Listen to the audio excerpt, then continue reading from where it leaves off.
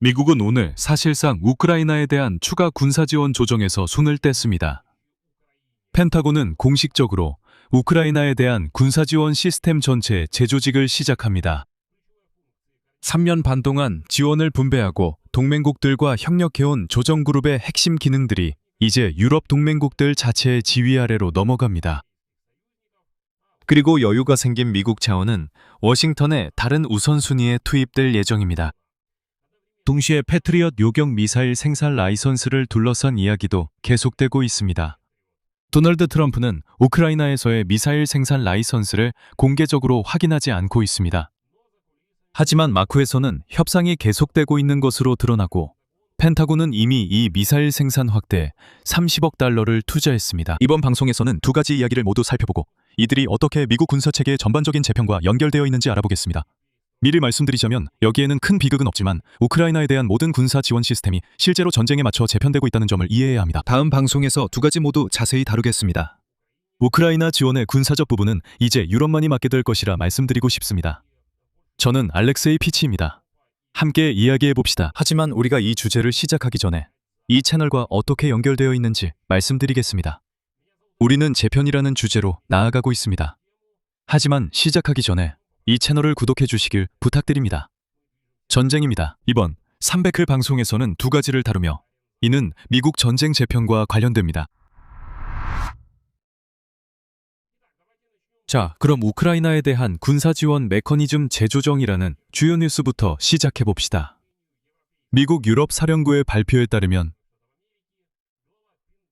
펜타곤 수장 피트 헥셋은 우크라이나 안보 지원 그룹의 재조정을 지시했습니다. 동맹국들에게 임무의 핵심 요소에 대한 지휘권을 넘기고 미국의 자원을 다른 미국의 우선순위에 투입할 수 있도록 했습니다.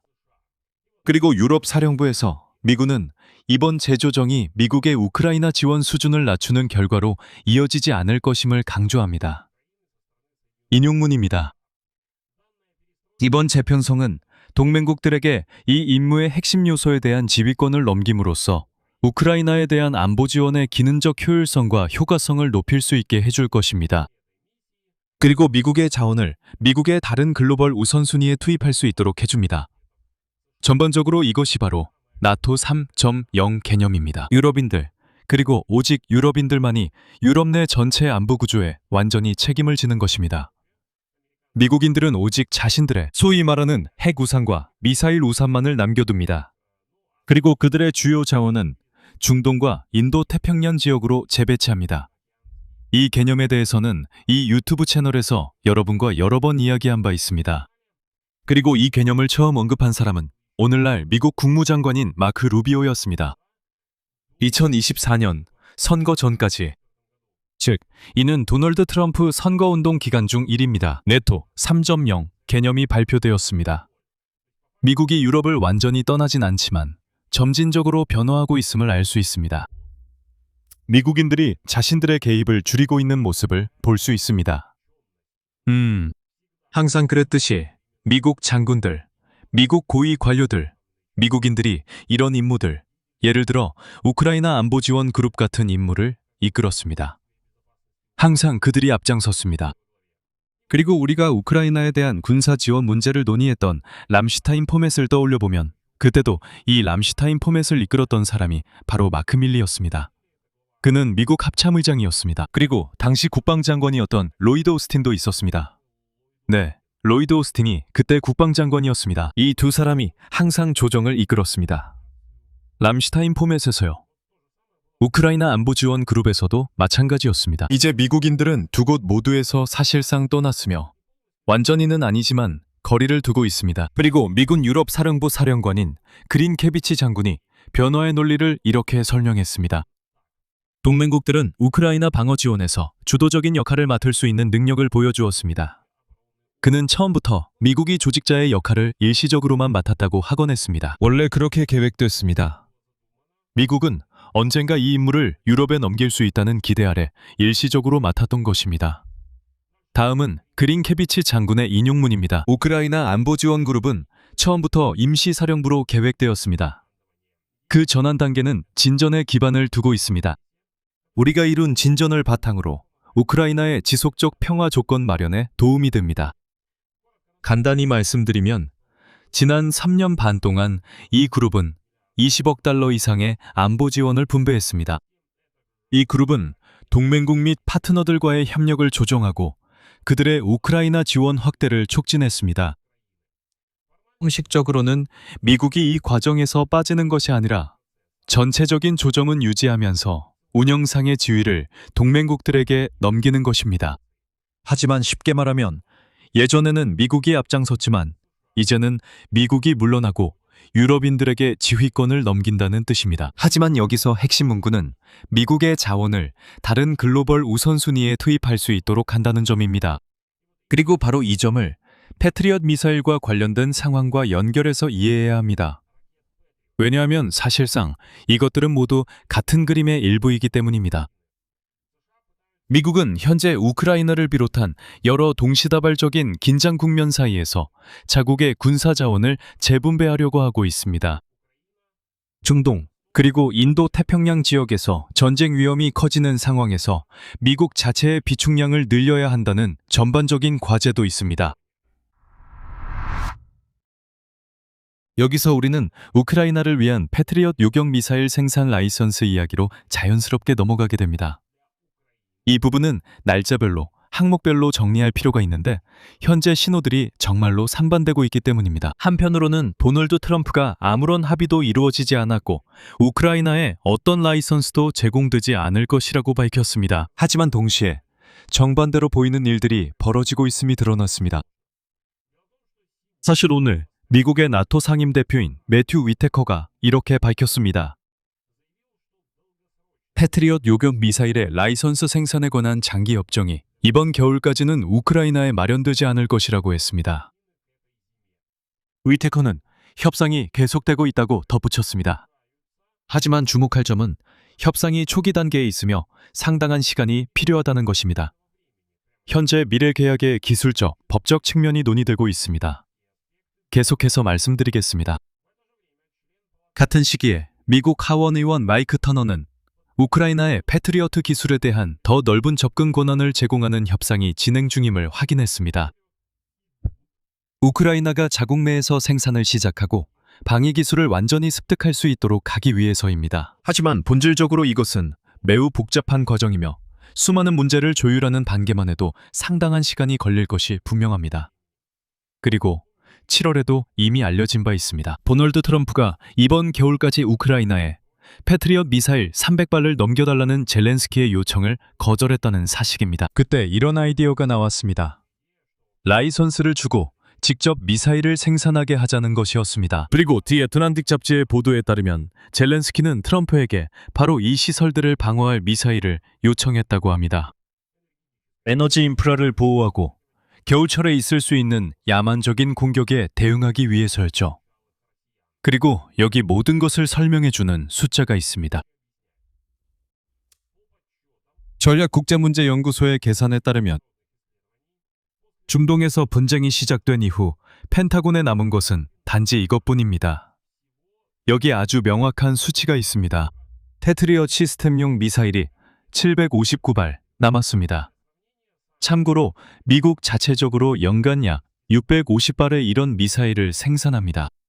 즉, 간단한 산술 계산만 해봐도 미국의 이 요격 미사일 비축군이 이란과의 전쟁으로 인해 그만큼 고갈되었다는 것을 알 수 있습니다. 지금 우크라이나와 이 미사일을 나눈다는 것은 곧 미국의 자체 비축분을 생사를 도려내듯 내어주는 것과 같습니다. 한편 애틀랜틱에서도 이에 대해 언급하고 있습니다. 사실 이 미사일은 유럽 국가들도 보유하고 있습니다. 예를 들어 한국에도 이 미사일이 있는 것으로 알고 있습니다. 제가 틀리지 않았다면요. 일본에는 확실히 있습니다. 일부 동맹국들은 중동에서도 여전히 이 미사일을 보유하고 있습니다. 즉, 전 세계적으로 어느 정도 비축분이 있으며 원하면 이 미사일들을 모을 수 있습니다. 하지만 동시에 반대의 과정도 일어나고 있습니다. 바로 이 미사일들의 대규모 생산 확대입니다. 8월 3일 미국 국방부는 록히드 마틴과 로턴 그루먼과 함께 패트리엇 시스템용 PAC-3 요격미사일과 CAAD 요격미사일 부품 생산 능력 확대를 위한 기본 협약을 체결했습니다.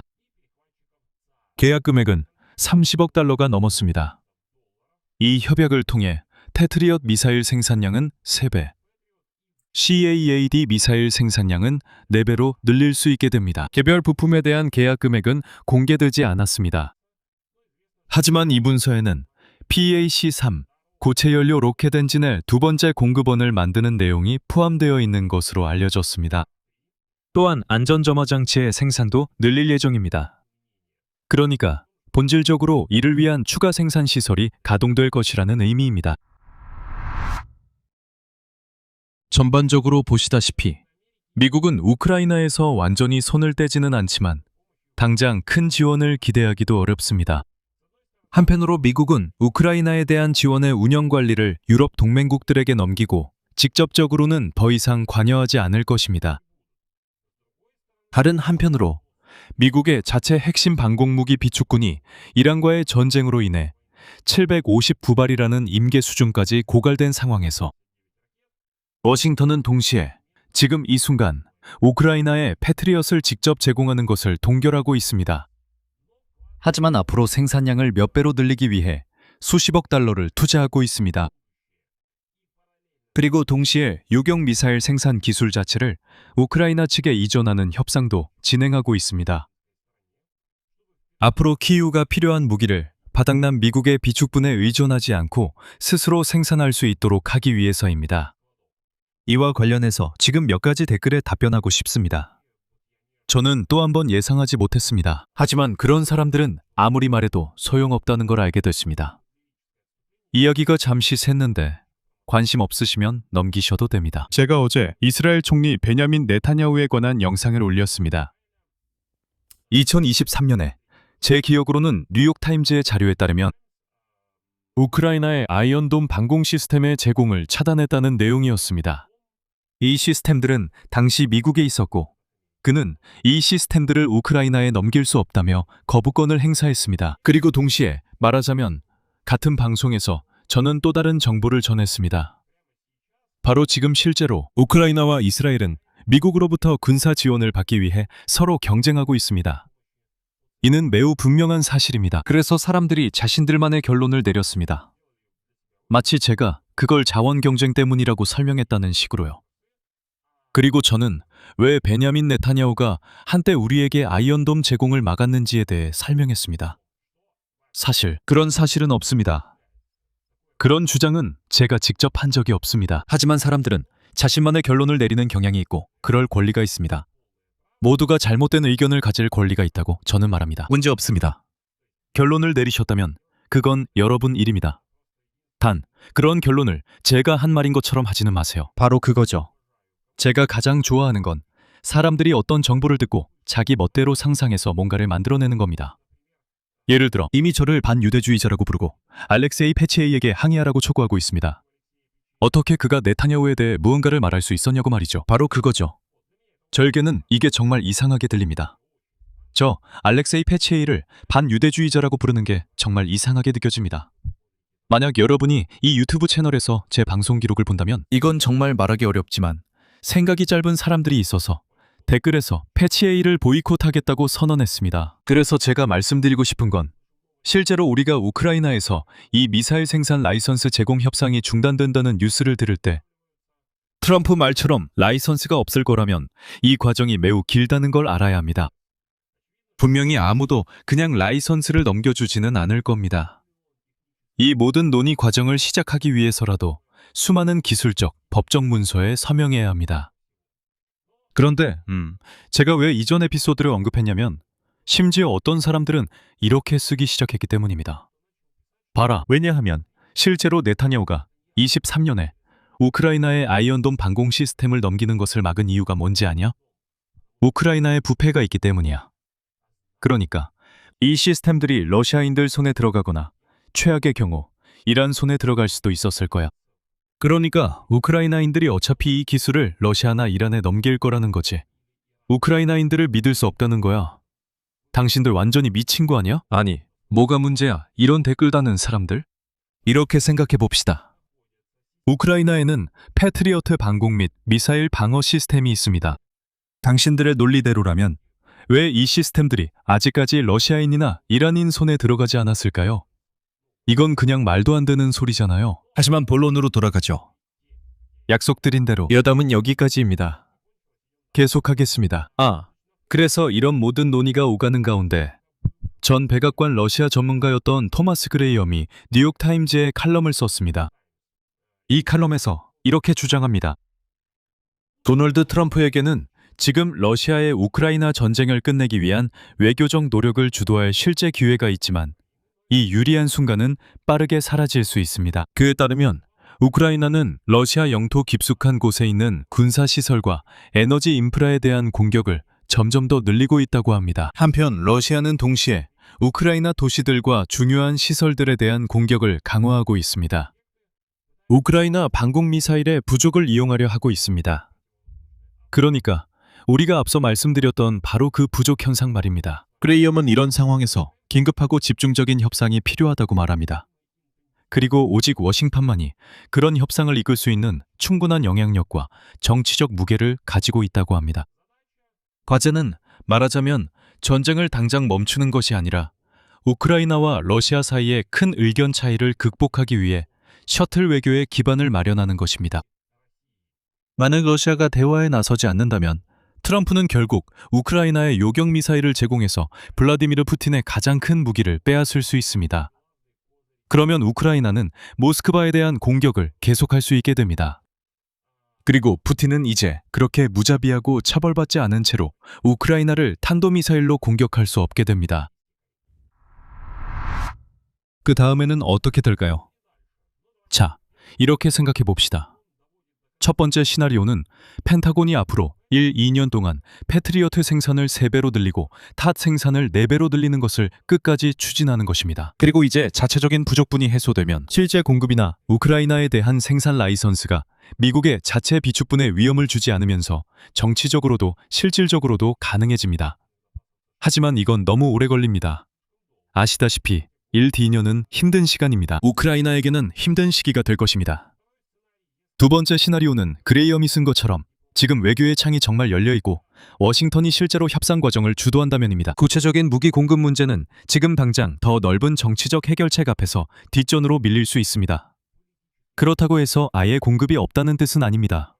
하지만 적어도 이 부분이 조금은 뒤로 밀릴 것입니다. 그리고 이로 인해 시간을 벌게 됩니다. 그리고 세 번째, 가장 우려되는 시나리오는 전쟁이 현재의 속도로 계속되고 미국의 군사 자원이 여러 분쟁에 동시에 분산되어 있는 경우입니다. 우크라이나는 바로 블라디미르 젤렌스키가 직접 경고했던 그 요격 미사일 부족 상황에서 다가오는 겨울을 맞이할 위험에 처해 있습니다. 그래서 여기서 말을 줄이겠습니다. 여러분의 의견과 결론을 이 영상 아래 댓글로 남겨주세요. 여러분, 만약 독립 유튜브 채널의 활동을 지원하고 싶으시다면 언제든지 그렇게 하실 수 있습니다. 영상 설명에 있는 링크와 계좌 정보를 통해 후원이나 기부로 재정적으로 지원하실 수 있습니다. 또는 유튜브의 멤버십 기능을 이용하셔도 됩니다. 구독 버튼 바로 옆에 있는 가입 버튼을 누르시고 본인에게 편한 지원 방식을 선택하실 수 있습니다. 저는 이에 대해 정말 감사하게 생각합니다. 채널을 구독하시고 좋아요를 눌러주시고 댓글도 남겨주시고 알림 설정도 해주세요. 오늘은 여기까지입니다. 건강 조심하세요. 모두 안녕히 계세요.